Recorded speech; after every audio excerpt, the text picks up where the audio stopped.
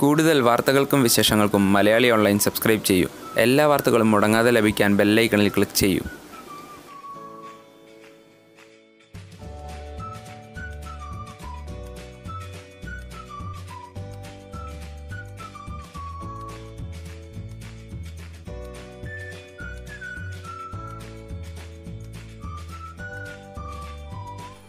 സിനിമയിൽ കോസ്റ്റ്യൂം വളരെ പ്രധാനമുള്ള കാര്യമാണ്.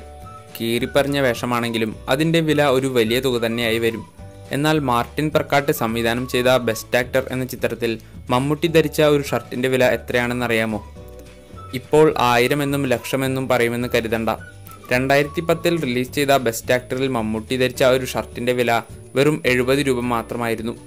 നടനാകാൻ ആഗ്രഹിക്കുന്ന സ്കൂൾ അധ്യാപകനായിട്ടാണ് ചിത്രത്തിൽ മമ്മൂട്ടി എത്തിയത്. ഇതിനു മുൻപ് ഇത്തരത്തിൽ പ്രേം നസീറും പ്രേക്ഷകരെ ഞെട്ടിച്ചിട്ടുണ്ട്.